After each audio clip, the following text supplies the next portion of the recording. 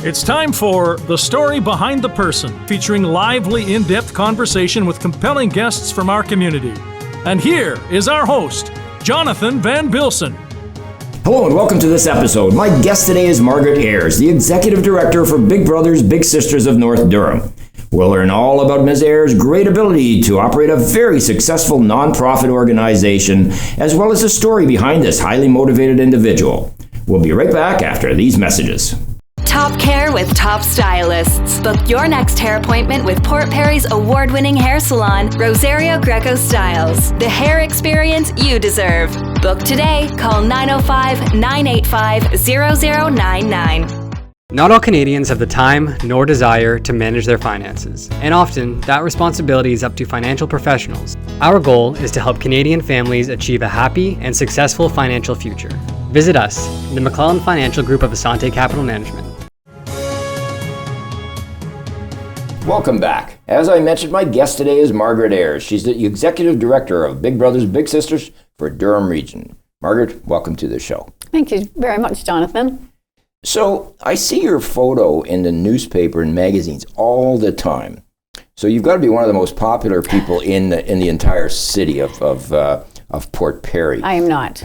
But you do get a lot of press, which is great because obviously your organization is very, very important, and people know that, so they get involved, correct? That's right, yes. And you refer to the little brothers and sisters as littles. That's right. Which is a cute term, and is that something that everybody uses in the industry? Yes, littles, and then in our in-school mentoring, we call them mentees and mentors. Alrighty, I won't ask what you call people like us. So, as Executive Director of Big Brothers, Big Sisters, you obviously, it's a full-time job, correct? It's not a part-time position. Right. This is probably more than just a full-time job, right? Yes, lots of hours, extra hours. I can imagine. Yes. I can imagine. And is the biggest part of the job fundraising? Is that like a real serious part of it? Absolutely. So we don't receive any core funding or very much government funding. And everything we do is fundraise. So grants, we write many grants, right to foundations, events, personal donations, corporate donations.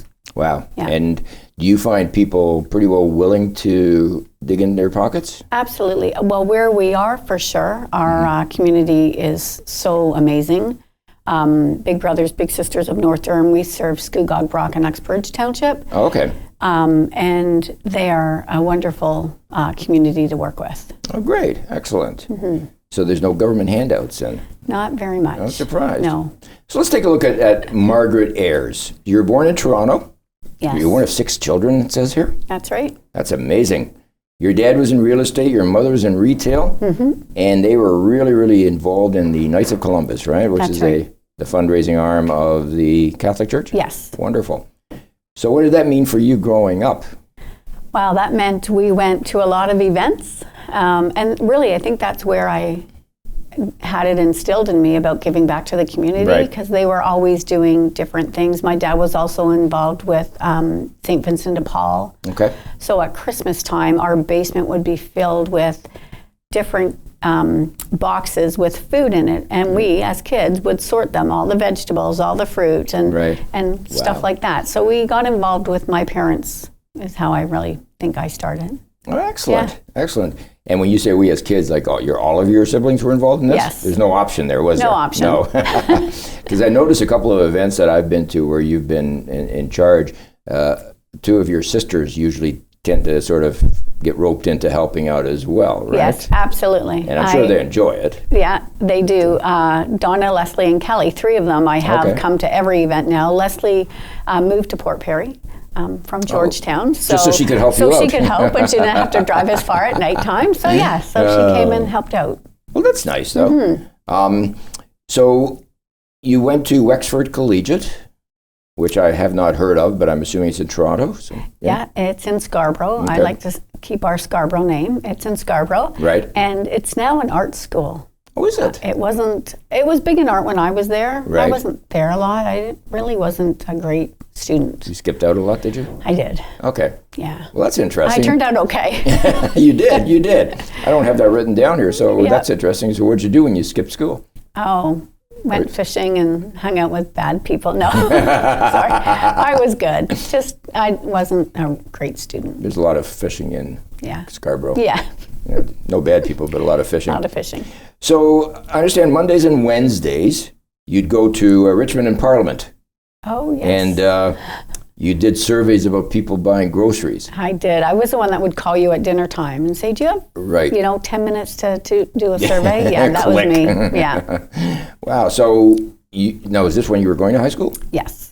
So what do you do? Take public transportation? Or? Yes. Or we would get a drive with one of the ladies who worked there. Right. That was in our neighborhood. Down to Richmond and Adelaide? Yeah. Wow. Or Parliament, rather. Yeah. That's not the best area in town. No. It is, right? No. So interesting. And then on the other 2 days, Tuesdays and Thursdays, you taught gymnastics. I did. For the city of Scarborough. Yes. Right? Yeah. And who did you teach it to? Like kids or So adults? little ones. I was there with them for 11 years, and anywhere from age 4 to 12. Okay. On all the apparatus. Wow. The horse, the bars, the balance beam, and floor. So these are paid part-time positions, Yes. right? Yeah. While you're going through school. Yes. Are you a gymnast yourself? I couldn't do anything right now, but I used to be. Okay. Yeah. That's interesting. And then that left Fridays and Saturdays when you could just, I thought I was going to say that you just sort of sit at home and do nothing. No. But you worked at Old Angelo's Dinner Theater. That's right. Now, for those of you who don't remember Old Angelo's, that's a place from the past. Great, great theater. We were there, I guess shortly after it opened, and we saw Martin Short in his first stage production before he was as famous as he was, which is interesting. He married a lady from Port Perry, actually. I don't know if you knew that or not. Yeah, she passed away a few years ago, but he's been here a few times. Oh, wow. Yeah. So what did you do at Old Angelo's? Oh, I had a really important job. I was the coat check girl. Oh. Yes. Wow. So, and it was interesting because there was Canadian actors and actresses that came in. Of course.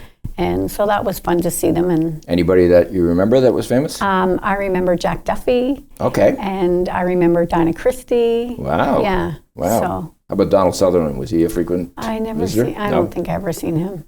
I liked him. I loved him. Yeah. So now this was when you were in high school, right? Yes. You don't do this anymore now. No. No. Okay. So you graduated and you were hired by Scotiabank. Mm-hmm. And what did you do at Scotiabank? At Scotiabank, I did, they used to have microfiche. Okay. So 100 years ago. So microfiche is like basically when you take a photograph of something onto a negative film. That's right. Which becomes like a positive. And okay. So I used to feed all the Visa statements through a machine that would put them on to the And that's how they stored them? Yes. Really? Mm-hmm. Wow. That's amazing. That's a lot of work. So was that sort of like a 9-to-5 kind of a job? Yeah, Monday to Friday. I was there for 3.5 years or so. That was downtown in Toronto? No, it was at Birchmount, Eglinton, so close to very close home. to home. Yeah. Okay. I was assuming that you lived close to Wexford Collegiate. Otherwise you wouldn't be going there, right? Yeah.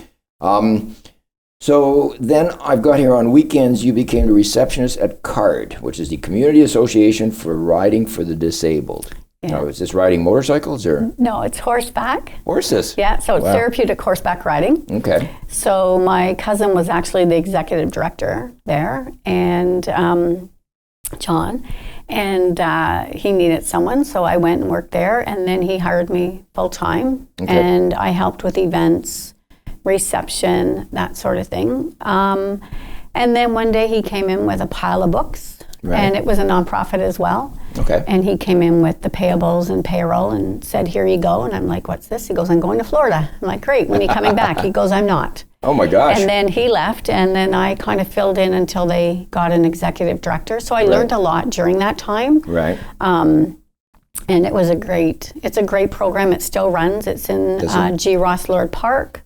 There used to be 18 horses there. Okay. And we had children as young as probably 4 or 5 right up to adults. Really? Yeah, riding. That is amazing. Mm-hmm. So explain what exactly it does. It's riding for the disabled. So what does that mean? So it's therapeutic horseback riding. Mm-hmm. So we also had we had all instructors. It was a huge volunteer base. Okay. We had a lady who would instruct the proper walking method of a horse with the child or adult on top. Okay. So it simulated that movement for them. Oh, so when you say proper walking method, like The gait of the horse They don't would just help walk. with, yeah. you have to train them how to walk a specific way? Yeah, the horses would walk a certain way with the Really? rider. Yeah. Oh, that's interesting. Yeah, and gentle horses. Yeah. They'd have to be, right? Yes. Because, some of the children are, not just jump up and let's go kind of thing. That's right. So what else did you, there's a lot of noises and stuff that throw these horses off, right? Is that something that you got involved in? Yes, so I used to help bomb-proof the horses. Really? Or we did one for sure. This horse was a bit excitable. So what I would do was I would climb over it or climb under it. So you'd want it to stay still, because when a child or an adult is coming up, they might have a walker, they might have a cane, they might have their wheelchair. Right. So all those noises, we had to ensure that those horses would stay calm. So, and what's that called? Bomb-proofing horses? Bomb-proofing. Yeah. Yes. That's Yeah. interesting. Was that an issue? Like, were there horses who couldn't learn that kind of thing? No, you know what? I mean, I'm sure there were when we had them, but for the most part, the horses were really great horses. Oh, wow. Yeah. I remember I emceed an event at Windreach Farm for their 20th anniversary or something. And Windreach, of course, has a lot of horses and a lot of things that caters to people with special needs. Yes. And I just found it amazing that they have smaller horses so people can get on them easier. In fact, they have a specific type of apples that grow close to the ground, so you can pick them from wheelchairs. Really? It's just amazing. Oh, the fellow wow. Sandy, who's since passed away, who started it, it's just an unbelievable what he did for that place. But so then you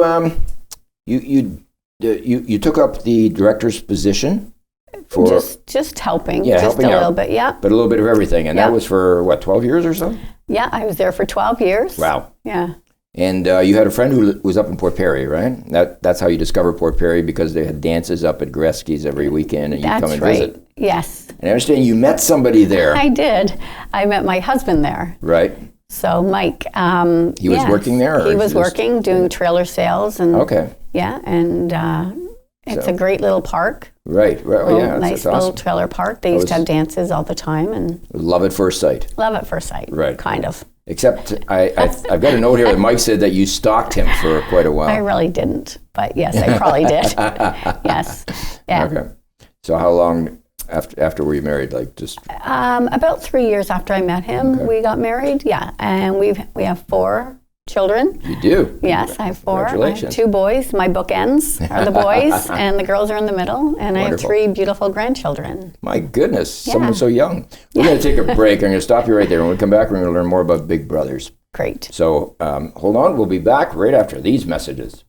Pet Value has a fleet of services to help you and your pets to live their very best lives.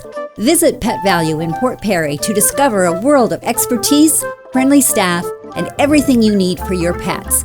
Pet Value, your pet, your store. Organizing an event, promoting your business, or just need to get noticed?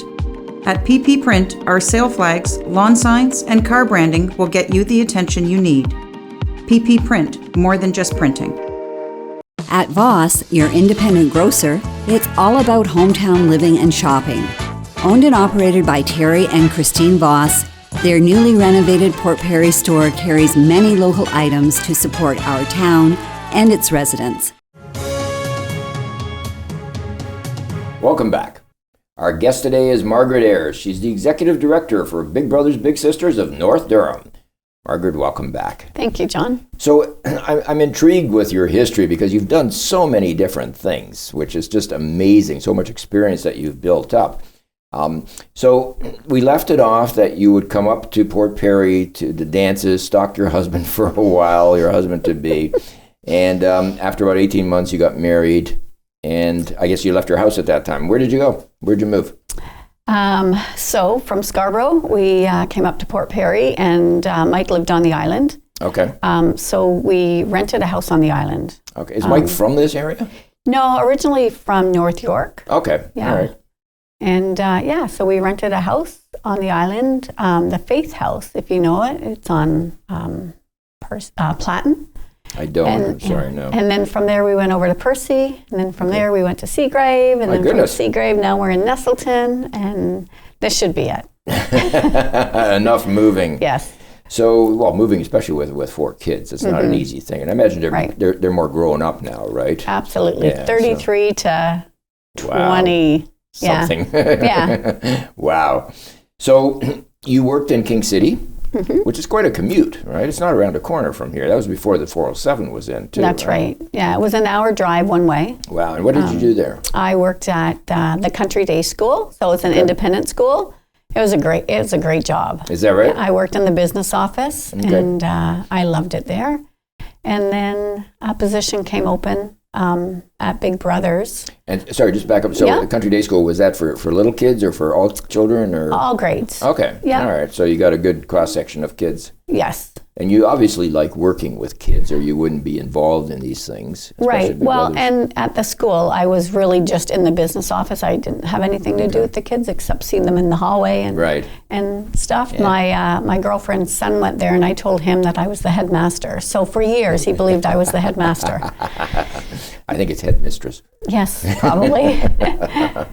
Yeah. So then you took a part-time position with BBBS. Yes. That's the short form for Big Brothers, Big Sisters. That's right. ND, North Durham. That's that's a big acronym. That's a big one. Yeah. Yeah, I was on mat leave actually, and the executive director at the time, Patty Goreski, she was looking for someone to help with one of their fundraisers. So I just... So you met her through the restaurant that you used to stalk your husband at. Yeah, that's right, John. Yes. Okay. So I met her. She called me and just said, could I help? And of course I would. We were neighbors as well. Right. So jumped right in and helped with their bowling. Bowl for Millions at the time when we used to have a bowling alley in town. Okay, that was before my time. Yeah, and in Uxbridge. So that's really how I got started. And so were you still just transitioning, or were you there full time? I was still there part time. Okay. So driving back and forth to King City, and then working part time at King City 3 days a week, and at Big Brothers 2 days a week. Okay, wow, that's a big undertaking. That's a lot of miles on the car. That's right. Yeah. So you then received an opportunity for a permanent position at Big Brothers? Yes. So the next executive director that was there was Deb Proctor. Okay. And she was leaving to go off to Mexico. Oh. So people tend to go play Florida and then Mexico, and that's it's interesting. I go to Seagrave. Seagrave's beautiful in the summer. It is. So Deb asked me if I wanted to apply, so I did. Met with the board, and at that time, my only thing that I really wanted was full-time. I said I would come, but it had to be full-time. Right. And I had to have a full-time caseworker, because prior to that, we were all part-time. Sorry, so what does a caseworker do? So our caseworkers will match and monitor all our matches. They'll screen. There's a rigorous screening process. I was going to say there should be, right? Yes, that they go through, that the bigs and families even go through. Right. So we were looking for, I didn't want to leave Country Day School. It was a great school there, but for full time I would. It was closer to home, 15 minutes from home. The kids were still fairly small. Right. So I took the job full-time. I got the job for full-time, which was great. And now I've been the executive director for about 15 years. Wow. So what's your biggest problem? Too many kids or too many adults? It varies. Okay. Sometimes we have more children waiting than we have mentors. Okay. And other times we have more mentors waiting than we have children. Okay. Another problem right now in our in-school mentoring program, which is a 1 hour once a week in the school. So you would have a little or a mentee that you would mentor, but there's not a lot of space in the schools. Right. So there's not a lot of privacy to go into a classroom and play a board game or just chat or go outside and do some sports. So, I was going to talk about that a little bit later. We can talk about it now. So the way I understand it, there's different elements to being a big brother or big sister. One of them is that you can spend an hour or 2 or 3 with a little once a week or whatever you decide to do, right? Right. And is that because So who becomes a little? Like what sort of environment does do these people come from? Does it vary? And I don't want to get personal stuff, but it could be anything. It could be just a single mom who's working a lot, or who has a lot of other kids and doesn't have time to spend as much because she has to work, that sort of thing. That's right. It can be single families. It can be a child who has both parents. Okay. They could have a large family. They could have a small family. Okay. Any child that needs additional support, we're happy to help.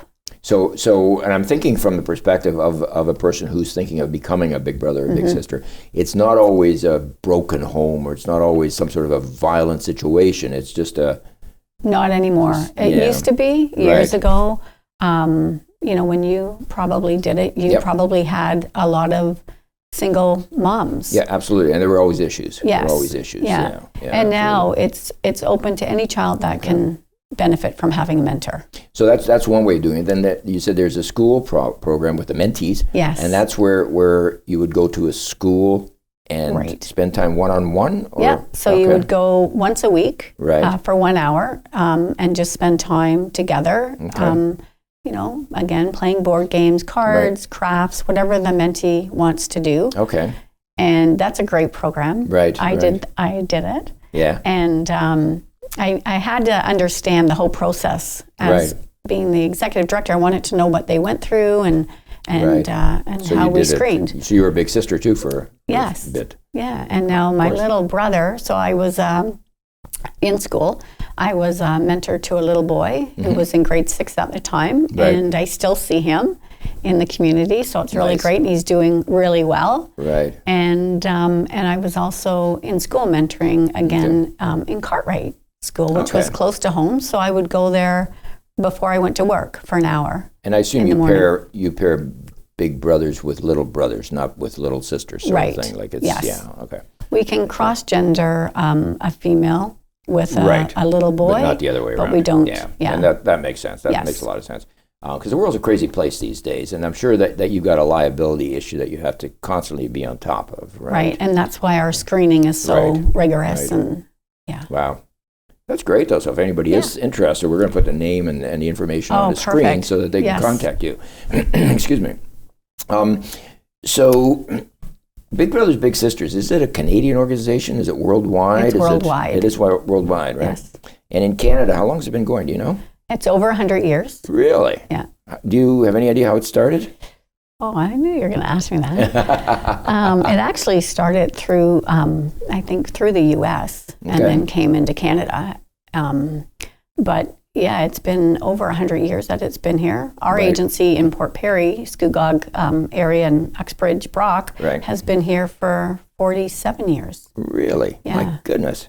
So I'm assuming this is something that you're going to sort of see right through to your retirement, if that ever happens. You don't seem like the kind of person who's ever going to retire, but... Yeah, I kind of have a plan, but I don't know when. So. Okay, yeah. Well, you're certainly ingrained in the community without question. What sort of time commitment, I know we joked earlier about, it's more than a 9-to-5 kind of thing, but what sort of time commitment do you invest in this? Oh, a lot. Honestly, I'm 24/7 with our agency. Like if anyone calls anytime, I'm available. Right. We do a whole lot of events. Yeah, let's talk about the events for a minute. You had an event back in April, a wing night, I think it was, right? Which you had almost 700 people attend. That's correct. And you get wings and stuff donated by restaurants, and people go and pig out on this stuff and choose which ones are good and sort of thing. That's right. We have a great community with over 15 restaurants participating. Right. Yes, we had to move it to the ice pad this year. So it was our 30th anniversary. Oh, congratulations. So wonderful. It's been going that long. It started at the Legion. Okay. And then certainly outgrew that. Went to the community center and outgrew that. Well, that's an issue, right? When you have 700 people who want to attend, you can't just have it in somebody's backyard. Right. It becomes a major place. What other sort of fundraising events do you do? We have a great event coming up in September 21st. It's our Winding Roads Country Festival. Right. It's an amazing event. It's a really fun event. It got started really because we couldn't we couldn't be a charity of choice at, Okay. at another event like this that was happening in the York region. Okay. So I decided to start one here. And away you go. And away we went. Wow, and you're also, sorry. It's been great. It's our 9th year for that. And people can buy tickets now for that, right? Yes. So, well, again, we'll put that information on the screen as well. So I've got here that, we're running out of time, but I've got here that you founded the 100 Women of Skugog. You're also a volunteer with the United Way, which I assume is a big fund supplier for your organization as well, right? They are. Absolutely. And you're on the board of the Skugog Chamber of Commerce. I am. When do you find time to make dinner, or to, I guess your husband makes dinner for Oh, you? gosh, no, he does not. That would be nice. Margaret, our time has come to an end. It's been a pleasure talking to you and meeting and finding out all these interesting things. I'm certainly going to look into this a little bit more. Thank you for being part of the show. Thank you so much, Jonathan. And thank you all for watching. Please join us every month right here for The Story Behind a Person on Rogers TV.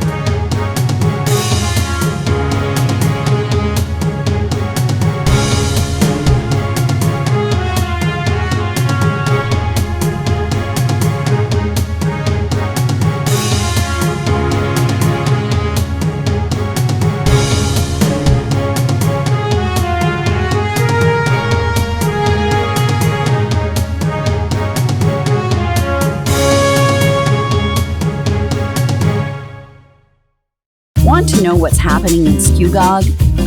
News and lifestyle, changes in business, and all the entertainment information you'll ever need. Plus, each edition has a new photos and travel article. Look for your next copy in your mailbox. Whether it's need to know information, local politics, charity fundraisers, or simply fun community events, we have you covered year-round. We are the Standard newspaper,